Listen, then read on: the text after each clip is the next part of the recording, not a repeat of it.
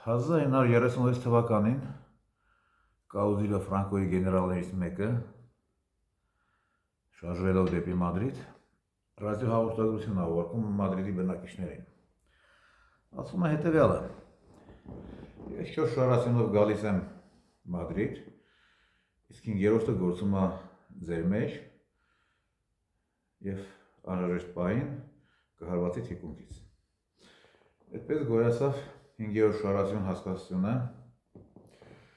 և կրկնեմ հեղինակը Ֆրանկոյի գեներալ Էմիլիո Մոլլա։ Այդ 5-րդ շարասյունը օգնեց նրան, Մադրիդը ընկավ հանրապետականների ձեռքը և ամենևին բարի հաջող ավարտվեց, իսկ այդ ֆրազը մնաց պատմության մեջ, առանց որի այսօր դժվար է պատկերացնել որևէ հեղափոխություն, որևէ իշխանափոխություն աշխարհում։ Դավաճանությունը կամ 5-րդ շարասյան առկայությունը իրոք կարևոր բան է, եթե ոչ պարտադիր, բայց առանց դրա շատ դժվար է իրականացնել քաղաքական բեկումնային փոփոխություններ։ Եվ ինչն է զարմանալին, 8 տարի եղավ Ժողով վարչապետ Փաշինյանը քանդում է Հայաստանը, հեն անիծեց երկրի, բան չթողեց, որևէ տեսանելի փորձ չեղավ դիմել Ժողով վարչապետի 5-րդ շարասյունին, որը կա, ուղղակի քնած վիճակում է, ավելի ճիշտ, ավելի կոնկրետ ասեմ, հսկայական պոտենցիալ ունի Փաշինյան-Նիկոլի թիմը, 5-րդ շարասյան։ Ուղղակի մեկը պիտի նախաձեռնի դրա Երևան գալը դրա արթնացումը և ընդհանուր գործին ծառայելը։ Տեսեք, Փաշինյան-Նիկոլի թիմը միատարր չէ դարապես։ Դեռ կա մի շատ փոքր խմբակ, որոնք երբեք չեն դավաճանի, երբեք չեն անդամակցի այդ մեր պատկերացրած 5-րդ շարասյան կազմում, որովհետև ոչ թե նրանք բարոյական են, ազնիվ են, պարկեշտ են, ոչ, այնտեղ բարոյականության հոտ չի գալիս։ Նրանք ուղղակի կապված են հազար ու մի պարտավորություններով, շատ հզոր կենտրոնների հետ, որտեղ ստորագրություններ են տվել և որոնց գլխից չեն կարող թռնել։ Խոսքը մի 6 բրիտանական կամ ամերիկյան ՑՌՈ-ի կարգի հիմնարկների մասին է,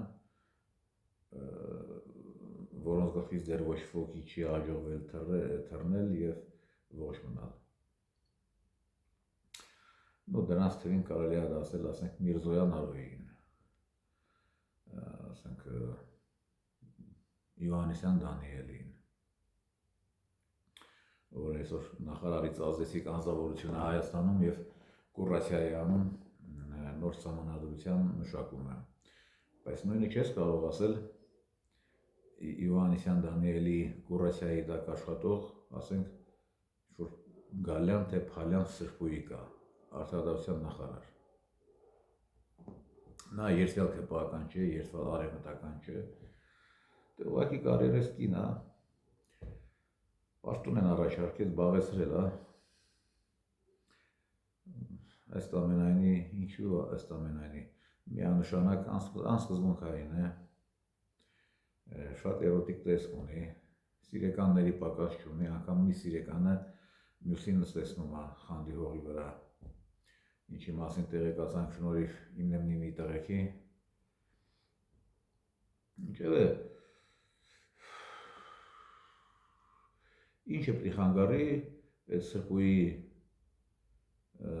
Գալյանին, մեղմ ասած դավաճանել Փաշինյան-Նիկոլին և նետվել հակառակ ճամբար, ոչ մի բան ես չեմ տեսնում, ոչ մի արգելք չեմ տեսնում։ Նույնը կարելի է գլխավոր դատախազողի մասին ասել, որը նախկինների արտադրանքն է։ Նույնը կարելի է ասել բոլոր նրանց, ովքեր գրատակերական անցյալ չունեն, հատկապես Հայաստանի մարզպետները։ Օրինակ, տեսեք, մի հատ շատ ճանաչված խոզապա կար Վայոց ձորի մարզում կոմունիստների ժամանակ։ Խոս պայես, այնքան պայես, որ դարձավ վերջի ջերմուկ գրուպի սեփականատեր, հետո պատգամավոր, հետո դոլարային միլիոնատեր ու Սերժ Սարգսյանի յուրահատուկ մերձավոր, բայց այսօր նրա տղան աշխատում է Փաշինյան Նիկոլի թիմում Վայոց ձորի մարզպետի պաշտոնում։ Խոսքը աշխարհարչակ Արսենյան Աշոտի մասին է, որը հսկայական ճանապարհ անցավ խոզապայից մինչև պատգամավոր, միլիոնատեր և գուբերնատորի պապա։ Հիմա հեչ դժվար չի նրան բացատրել և փաստարկված բացատրել, որ ախպեր ջան, քարը փեշիցդ թափի, տղի դարսի բեր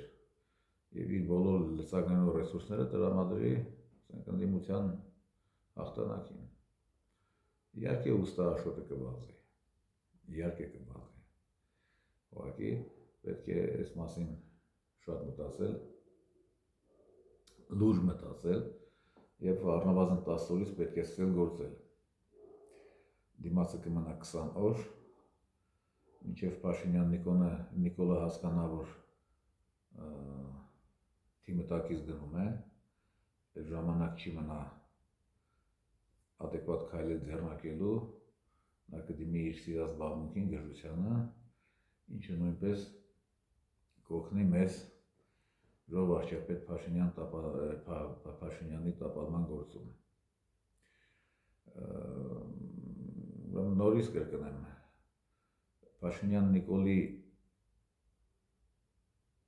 թիմի 90%-ին, եթե ոչ ավելին, կարելի է շատ հանգիստ տանել նրա քթի տակից։ Շատ հանգիստ, ուղղակի տանող է պետք, իսկ պոտենցիալ տանողներն է պետք իմանան տանելու ձևը և զգուշորեն և խելացի մոտենան այս հարցին։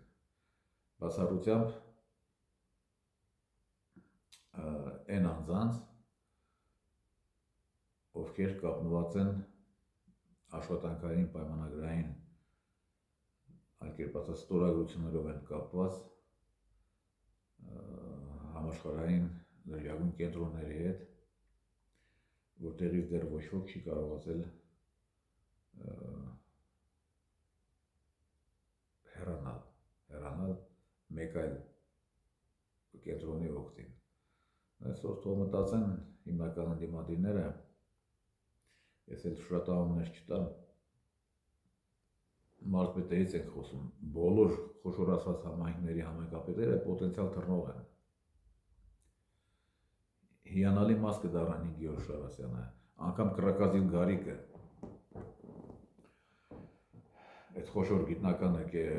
կենսաբանության մեջ ահագին ներդրում ունեցած անձնավորությունը, որը հայտնաբերեց, որ կոկորդիլոզները առաջ թռչում էին, հիմա սողում են, ուստամոքսը չունեն։ Հիմա այտենց կենթանում, այտենց ապրանքի մոս կարելի է չտանել։ Ընդամենը պետք է հակառակը ապաստես, որ կոկորդիլոզները երբեք չեն թռել, մի ստամոքսի թևում 2 հատ ունեն, այդ տղան։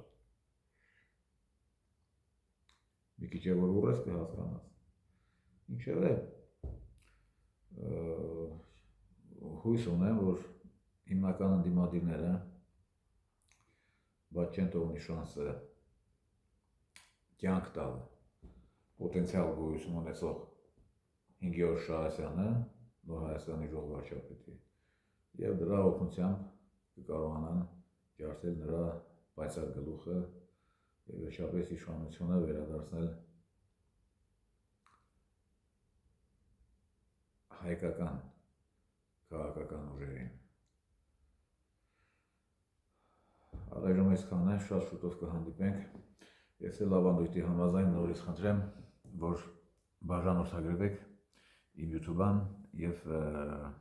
Telegram-յան ալիքներին, կհանդիպենք։